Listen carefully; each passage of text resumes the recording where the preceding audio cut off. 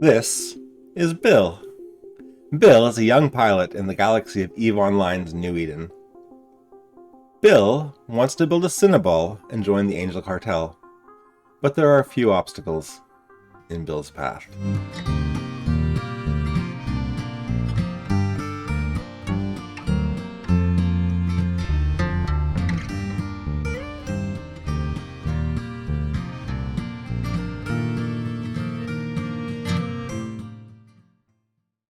I'm actually feeling pretty good about the progress that we've made so far.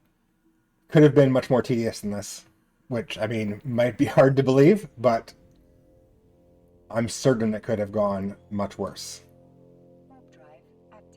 Hideaway, here we come. We're still using our ECM. If we wanted to use that missile disruptor, we would have to take off the ECM or the afterburner. And honestly, I'm not sure the missile disruptor is going to be useful to us anyways. We probably will just reprocess it for minerals. But this loadout's been working at the hideaways with some strategic warp outs. Gisty hijacker.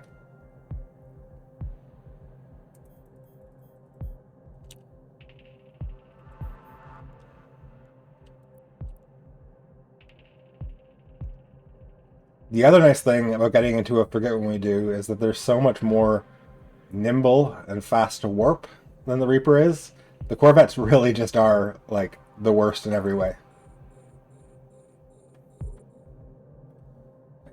ECM, activate.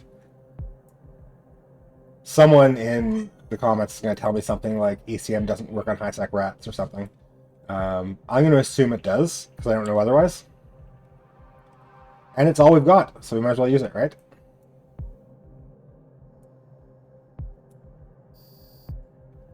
Boom. Gisty thugs, next in line.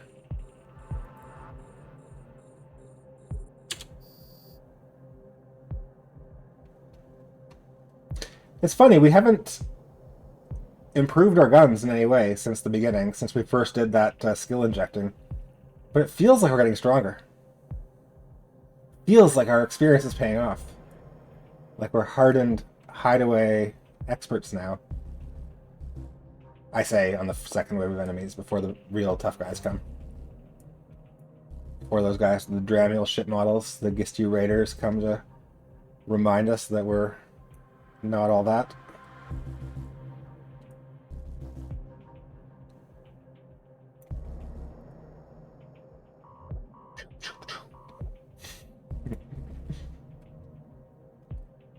Shields are getting low again. This thug is taking longer to kill than I remember the thugs taking before.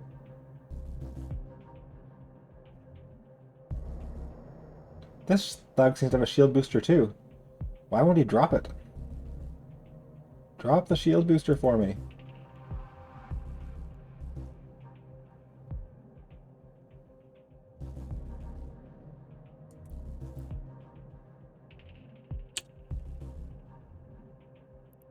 I'm gonna quickly peek in this. I'll take it. Not a gun though.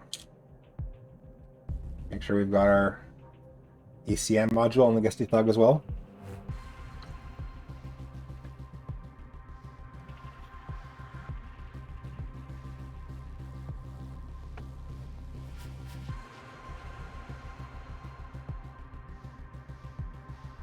We're gonna have to warp out after this. Let's just kill this guy, see if he drops anything, and quickly dock up to repair. Nope. 3 hijackers. Those are the easy guys, right? Okay. We'll just repair our armor, and we'll come back and this will be easy peasy.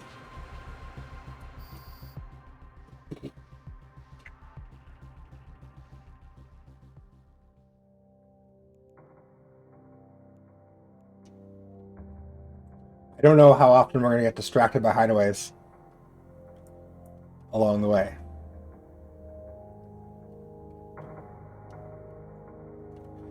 Should look and see if we can buy a 150mm gun blueprint in system.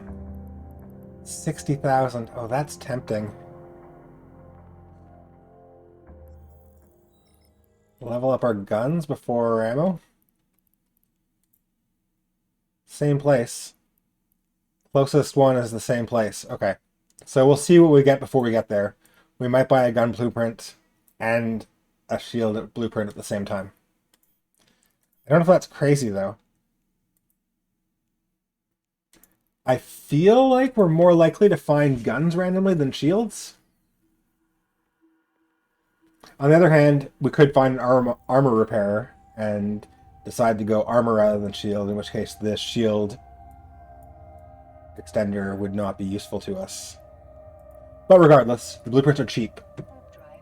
30,000, 60,000. This is the sort of money that we can spend now to get ourselves moving to the next level, and very soon 60,000 ISK won't seem like anything to us. I hope. Alright, 3 hijackers to kill.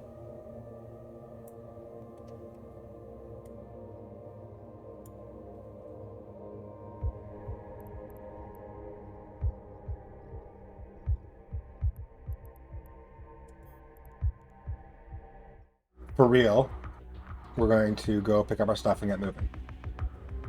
We have tarried in Admiral Burbrodus for too long. Didn't even have any loot for us. Alright.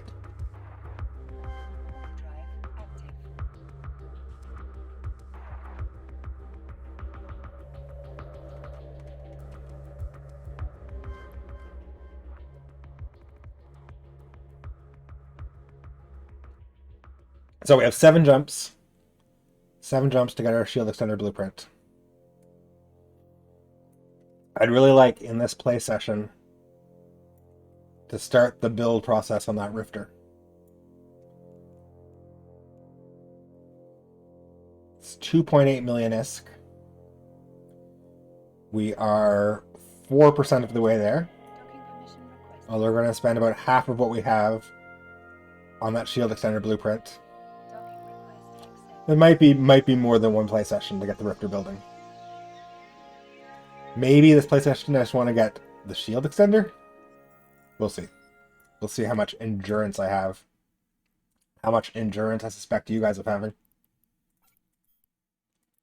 I have a feeling no one's going to sit down and watch 3 hours of this in one go. Although, one should never underestimate the willingness of EVE Online players to watch hours-long videos, apparently. There was recently a Down the Rabbit Hole documentary, 6 hours long, posted on YouTube and on the EVE subreddit. It seemed like almost everybody had watched the entire thing within 6 hours of it being released. I have not. I've watched it with the first 2, but I guess I should not assume that if I release 2 hours of me riding in high-sec in a Corvette before I even build a shield extender, that won't be of interest. Alright, Corvette, back to home, and then on to more interesting waters. I think we're just going to pass right through home, even if there is a hideaway there, because it being the starter system, it is, like I said before, much more likely that people will be trying to compete with us for the sites. So. I'm not sure if Aliger is a highly populated system or not either. On my main account, I do spend some time in the area. I know a Bud Van is busy, so we probably won't hang out there either. We'll keep an eye on local. As long as local's under about 10, we should be able to, and we're not in the starting system, we should be able to get the hideaways without too much competition. Like I said, these aren't the most highly sought after sites in the game, let's put it that way.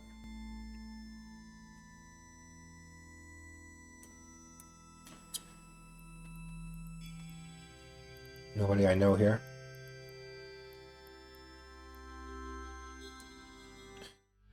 Alright, there's a hideaway here. And there's a station where we can drop off our cargo. Let's take a little break to do a hideaway in Ivar. 8 people in local. If the station is close enough to the hideaway, we might actually be able to descan it, which is something that we haven't done yet. The directional scan is one of the most important Windows tools in the game. So our overview lets us see everything that's local to us in space, in the same like little area of space we're in, and also lets us see far away things like stars and stargates and stations that are large enough to essentially have beacons across the system. But to see things that are smaller, you need to use the D-scan. So this D-scan tells us there's a harpy. One nice thing is the D-scan always shows you other players. So this shows a character named Talos Slayer in a harpy. And after we undock, we can actually use the D-scan to see if we can figure out where he is. Okay, so all we're doing here is dropping off our loot so that it's not at risk if the NPCs kill us. We have to not forget to pick it up again after. And then I'll do a very quick D-scan tutorial if that harpy's still on scan. No, the harpy's off scan. And the Angel Hideaway is 19.8 AU away. So the trick is that, so right now the D-scan range is set to maximum. It can only look out a bit over 14 AU away, and the angle is set to 360 degrees. So it's D-scanning in every direction. That's useful to know what's out there, but what's often more useful is to know what's where. So you can put the D-scan all the way down to a minimum of 5 degrees, and then by holding the scan button hotkey and clicking, we can look at that thing, and we can D-scan things that are only there. So for example, this asteroid belt, our filter on the D-scan is not showing us the asteroid belt currently, but if we want to see if anyone's there, we can scan the asteroid belt. No one's there. So I was going to suggest that we could scan the hideaway and see if anyone was currently in it. But because it's outside of the 14.3 AU maximum D-scan range, we can't check. It's high sec, so there's no danger in just warping there, and then we'll leave if someone else is doing it. If we were in low sec or null sec before we warped into a site, it would probably be wise to instead warp somewhere else in the system that was within 14 AU of the site, and then D-scan from there. Even in warp, we can use our D-scan and see, okay, there's an orca, there's a bunch of wrecks. The orca is probably not running the sites, but someone has run some sort of site in here, although I see medium wrecks, which means they've been fighting cruisers. So whoever's been doing sites in the system is doing sites that are a bit beyond our level right now, which means we probably will not face competition from them for this hideaway.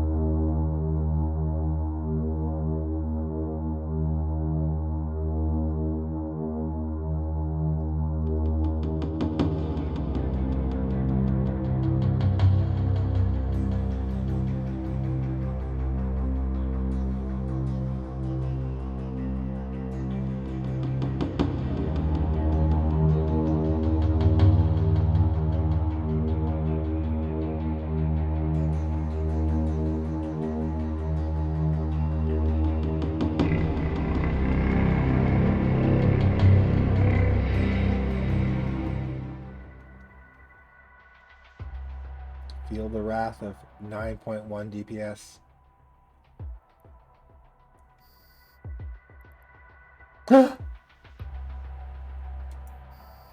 Okay. Domination Nomad. This is a faction ship. Bounty 67,000.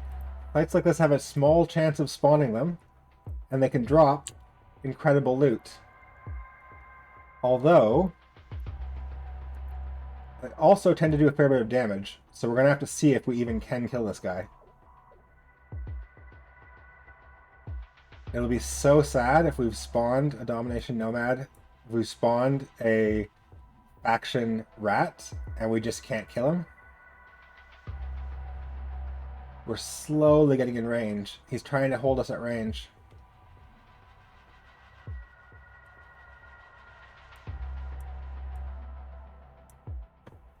Okay, the site's unspawned. I'm going to bookmark this location in the hopes that if we have to dock up and come back here, that he'll still be here. That he won't immediately despawn because the site's gone off of the scanner.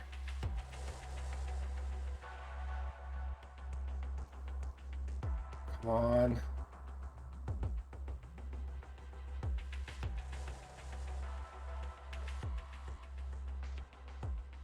Need that ECM jammer to do its work.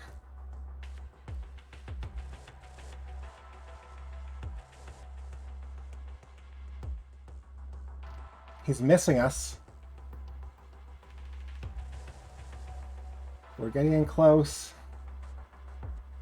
Are we going to be able to kill him?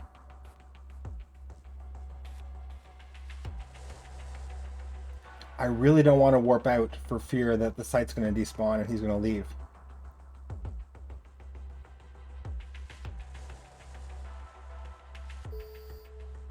Oh, we died. Okay.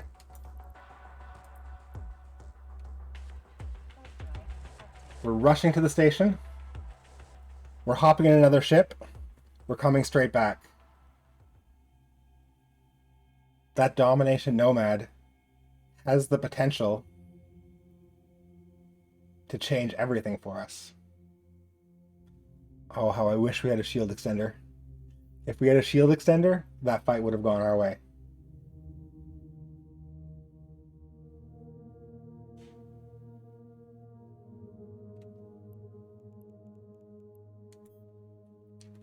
Now, I made the bookmark because the only way we can warp to that site normally is by clicking on it in the probe scanner window. But once we completed the site triggers as complete when the final normal bad guy is killed. Then it disappears from the probe scanner, which means that we wouldn't ever be able to warp back there and find hopefully that rat, and at the very least all of the wrecks that we created. They would just be lost to us in deep space, no way to find them.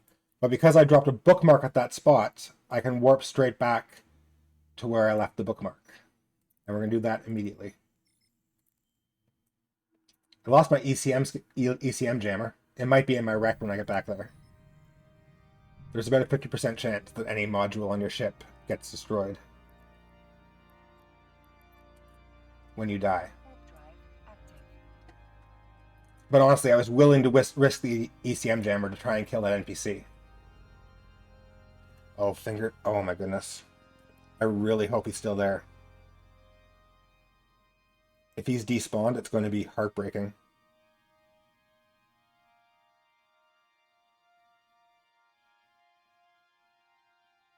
Guys.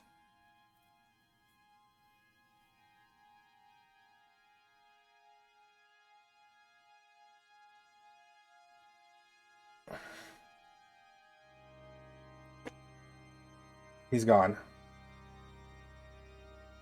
Oh, that's so sad.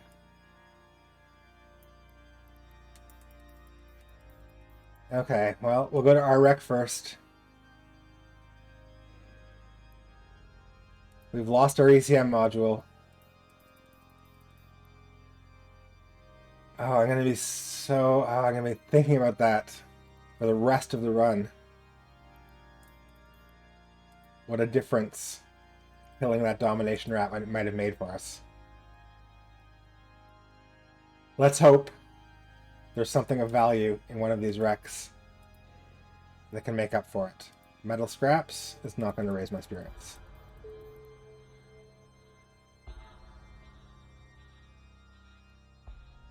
Oh, heartbreaking. Heart-wrenching.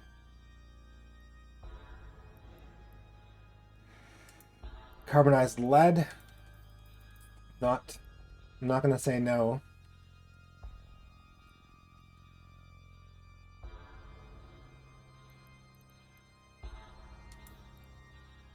Oh. Okay, I honestly feel like maybe after that we shouldn't do any more hideaways. Another hideaway just spawned. Until we've built ourselves a module. Because guys, I don't know if I can take it if that happens again. I'm not sure my poor aging heart can put up with the disappointment of another domination racketing away from us.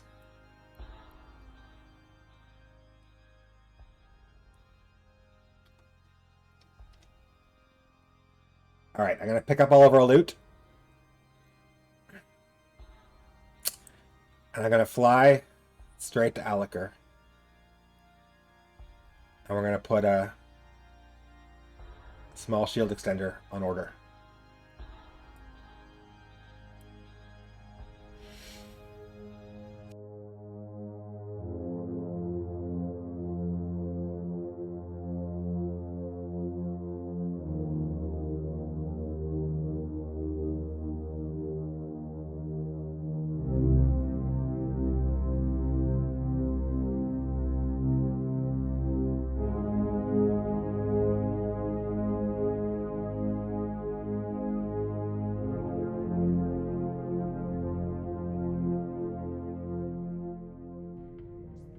Okay, here we are in Aliker, home of CBD Corporation Storage, who will sell us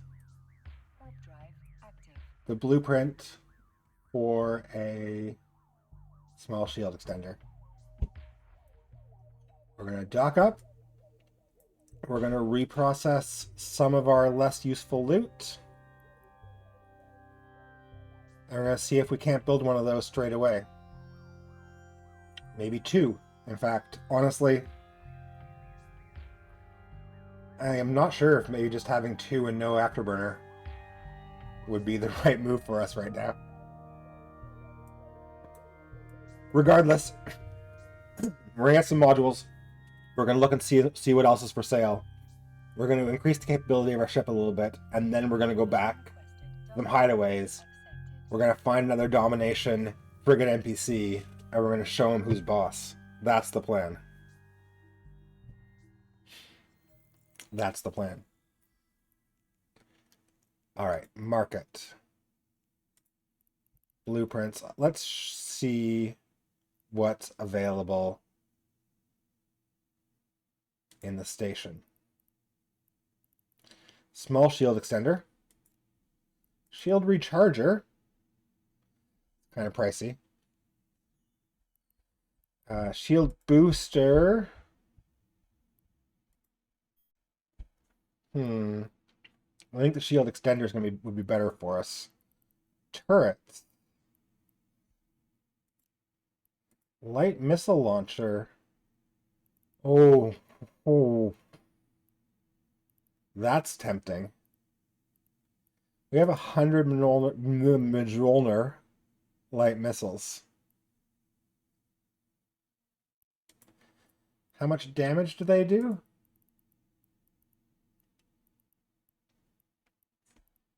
83. And a light missile launcher. A light missile launcher shoots every 16 seconds. Okay. So it's actually about 5. It's actually wouldn't be that much more DPS.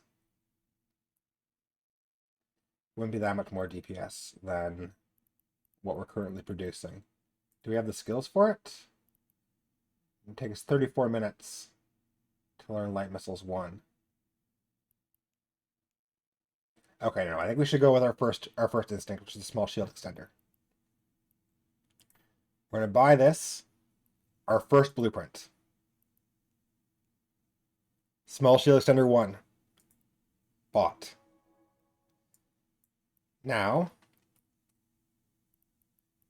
we're going to move all of the stuff out into our regular inventory.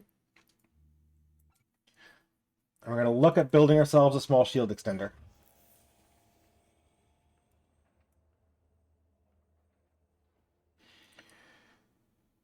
As I recall, the requirements were not that serious. So we're going to reprocess some stuff. Let's try and build 2 of these, which means we're going to need 2,000 roughly metal scraps, 2,000 titanium, which you should be able to get from 8 metal scraps. Reprocess 2,000. Costs us 8,000 ISK. Oh no, it doesn't cost us 8,000 ISK. Does it cost us anything? It costs us 327 ISK to reprocess this.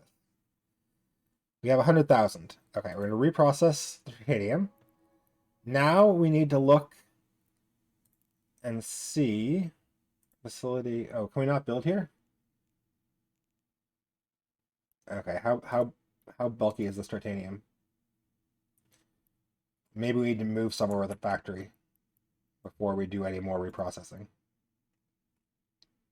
Okay. We're going to take a quick look at Alliger. Stations. We are at Alliger 9. Does not have industry.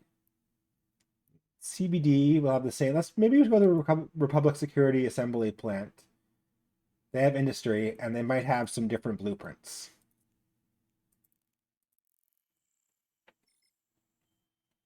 It feels good to be on the verge of building something. It feels good to be actually like moving forward. This is new content. Alliger 7, Republic Security Systems Assembly Plant. Here we come. Got some capsules, a Fortizar, Raitaru, a retriever. People are mining in system. We've got a coercer, that's a destroyer. Core scanner pros, people are scanning in system. There's only 9 people here. It seems like there's a lot of activity going on.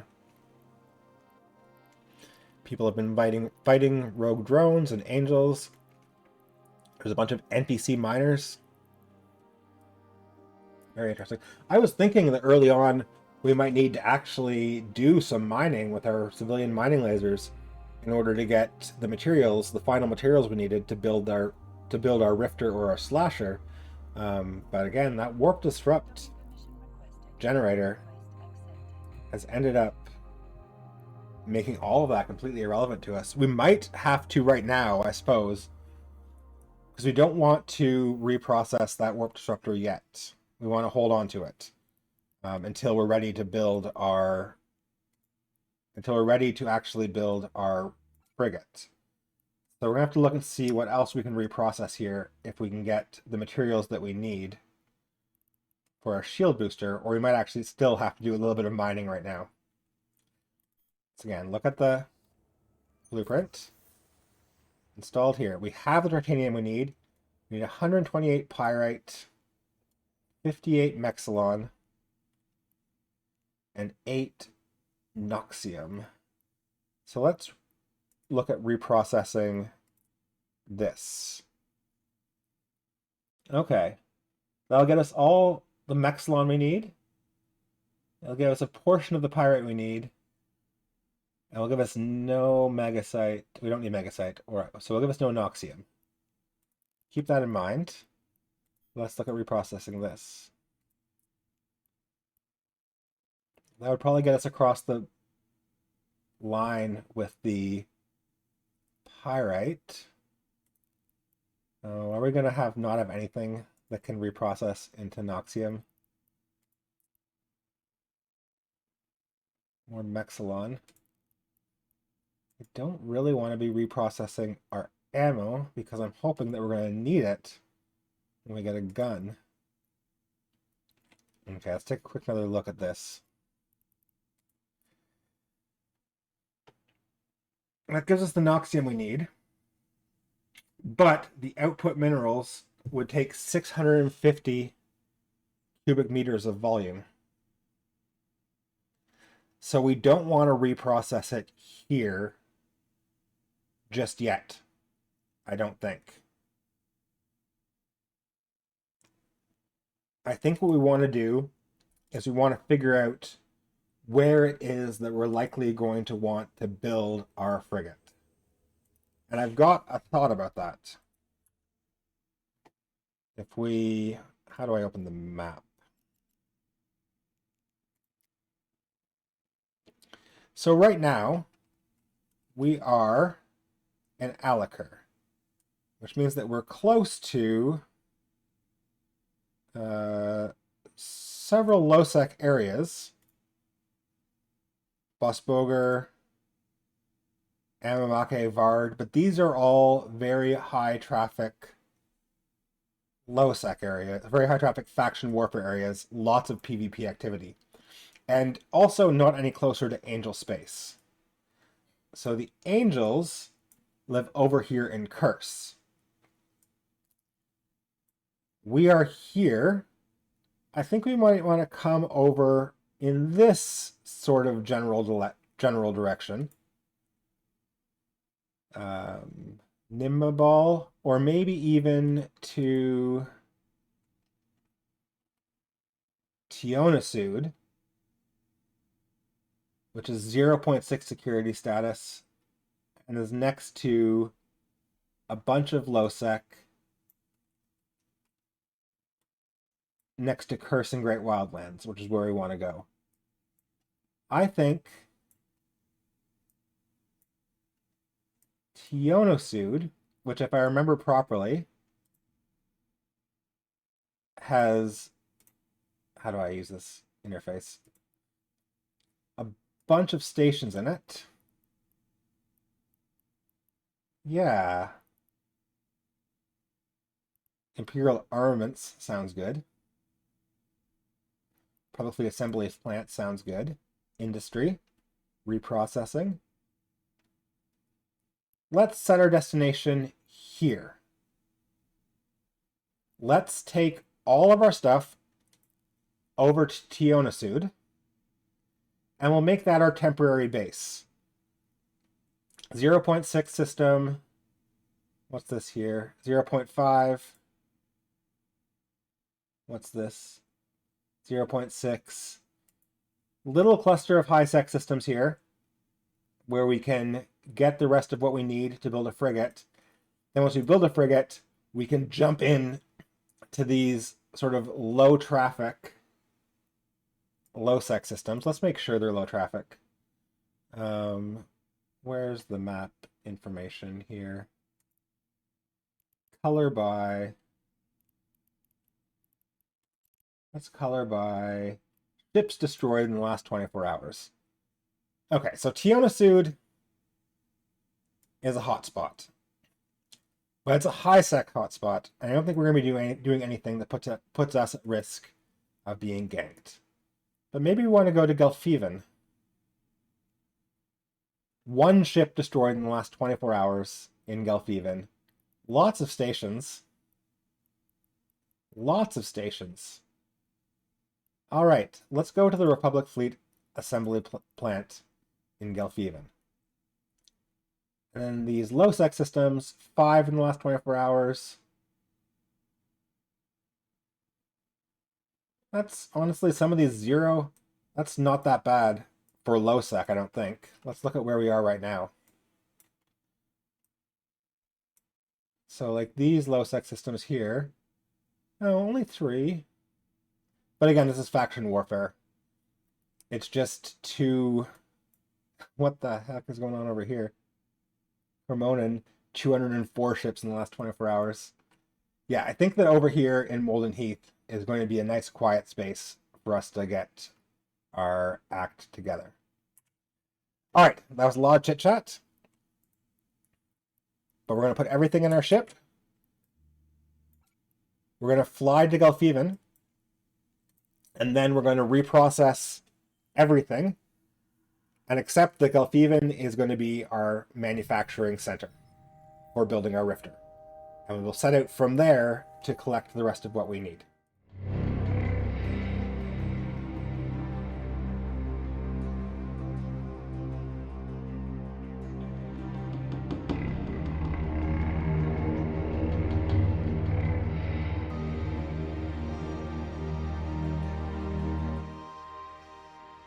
Warning, this star system has been secured by Edencom forces. Pilots with negative Edencom standings enter at their own risk. That shouldn't be us, right?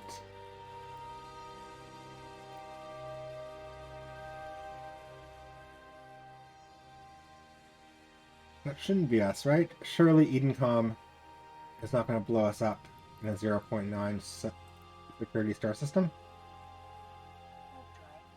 Are you guys Edencom?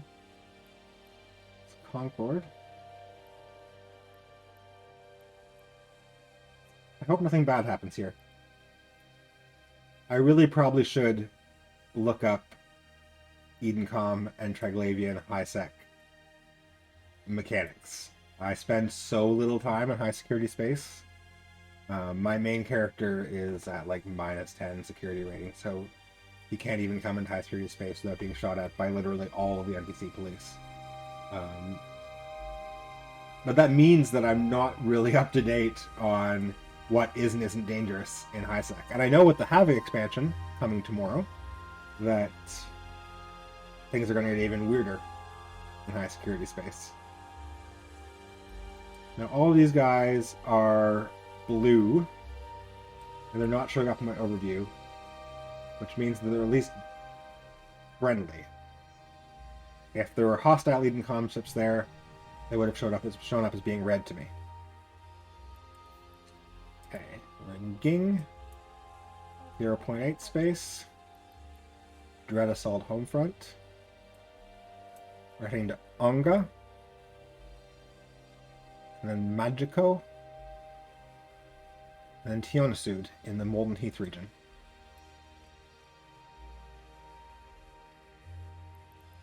Serpentis Rex here, and Angel Rex. I wonder if those Serpentis Rex are from a mission, or if there was a Serpentis site here.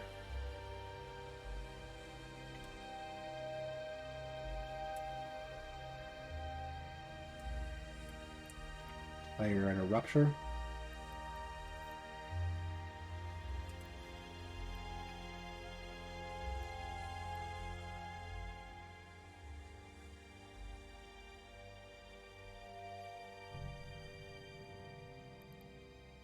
Onga has a hideaway. We'll remember that in case you decide to come back here.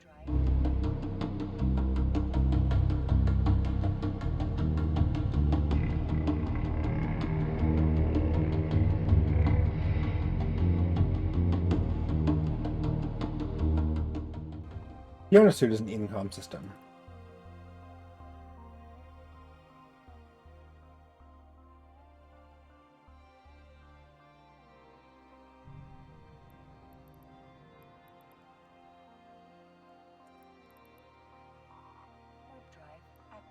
There's Edencom heavy sentry guns here. They don't seem to be mad at us.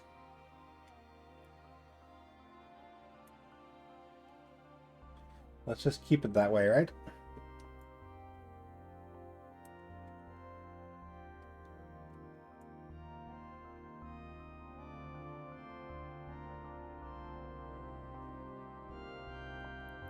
We want to get positive Edencom standings and positive Triglavian standings. The best way to do that is to go into Pochvin and kill some rogue drones.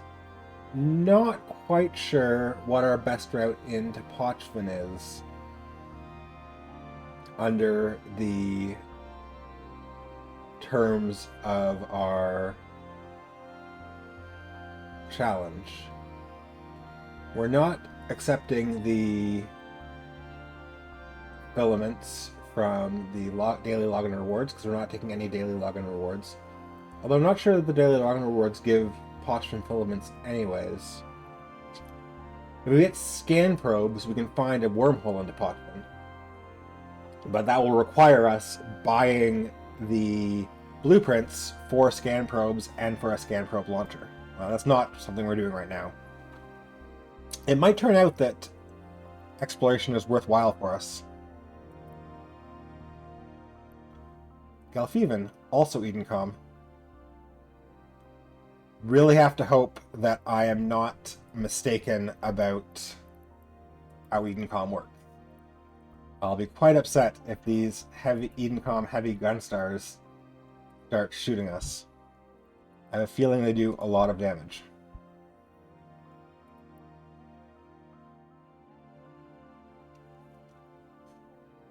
Destructible sentry gun. I suppose we could blow it up. I wonder how long it takes to blow up an Edencom heavy gunstar with 9.1 damage per second.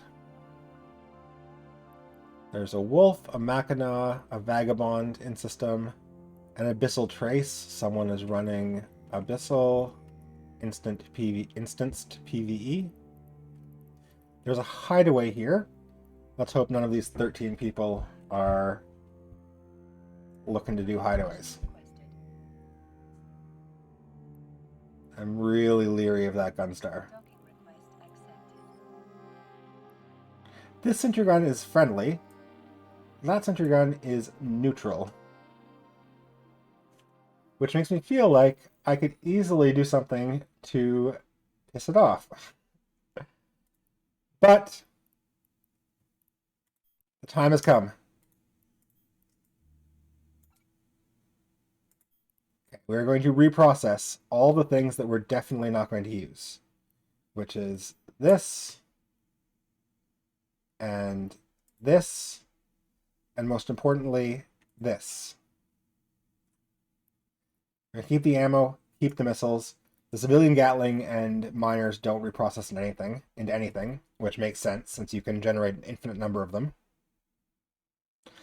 Oh my goodness, it's going to cost us 91,000 ISK to reprocess this stuff. We have to do it. We have to do it. We're going to be almost broke though. Let's hope we can still afford to start the job. Small shield extender. 2 of them. Job cost, 788 ISK. Job duration, 28 minutes.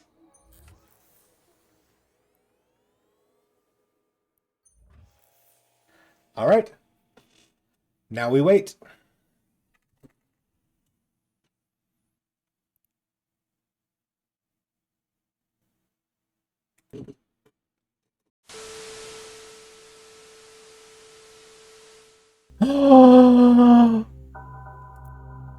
It's a gun! So I'm just going to catch you up on what's happened here.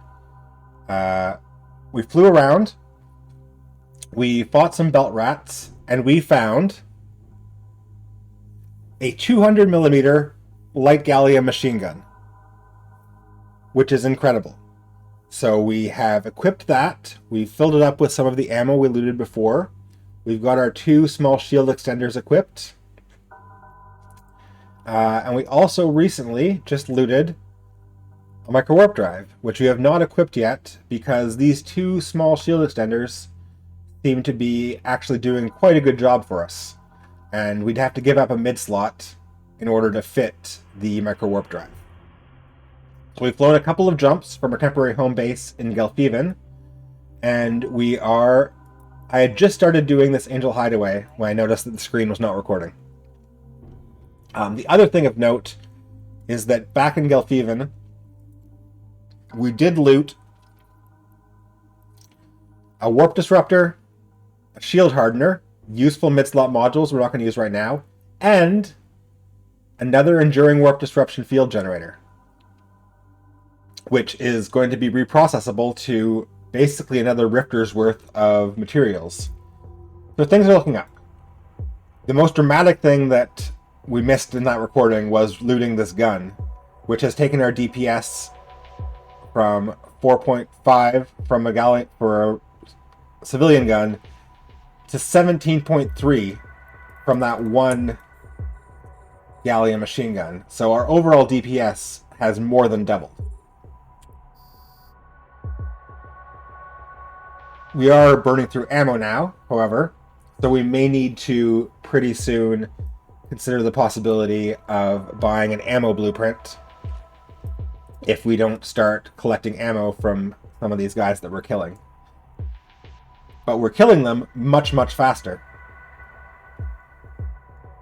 In fact, we 100,000 ISK. We got 100,000 ISK in bounties from a couple of guys that we killed, which seems like a lot, but we flew in... Oh, perfect. Some more ammo. See, this is what we need to have happen. We flew into a... I flew into an Angel refuge, which ended up being quite a bit too tough for us. But while we were in there, we did kill a sentry tower, which itself had a 30,000 ISK. We killed 2 sentry towers, which had 30,000 ISK bounties. So that made up most of the bounty payment that we just got. And we're well on our way to being able to afford, I mean, not exactly a Riptor blueprint yet, but maybe another module blueprint. This is the first Hideaway we've tried since adding the shield extenders and adding the 200mm light gallium machine gun. I'm always going to say its full name, I think. And man, what a difference it's making. We're burning through them fast. We're barely taking any damage at all. I think that if we could just line these up and knock them down, we'd be actually...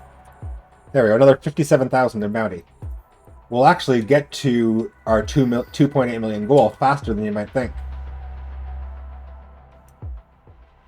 I do want to see if we can try... So the refuge was too much for us. That you missed, I'm sorry. The refuge was too much for us. There are other anomalies. Hideaway is the easiest one. There's a burrow and a den.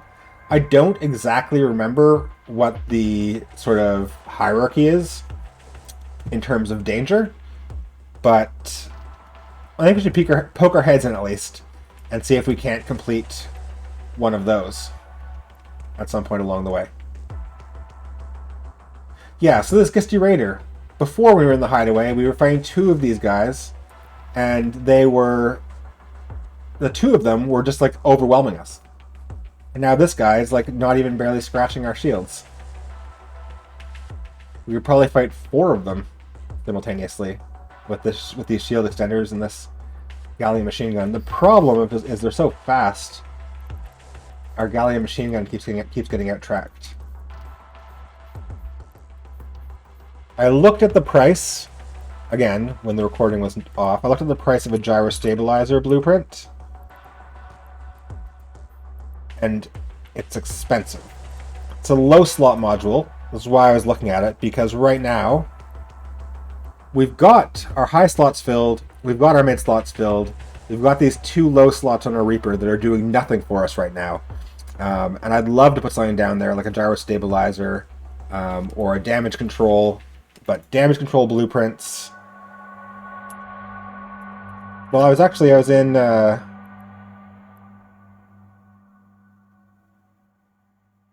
control 1. Here we go. Oh. Maybe that's not a bad idea. Getting a damage control blueprint. Okay, we'll keep that in mind. The other possibility is a tracking enhancer. Honestly, seems like a pretty great thing to have. But there's none for sale. They don't sell any blueprints for us in the region. Nanofiber would be the other module that we might want to put down there. Will give us speed since we're not using an afterburner anymore. But again, there's no blueprints for sale in Heimatar region.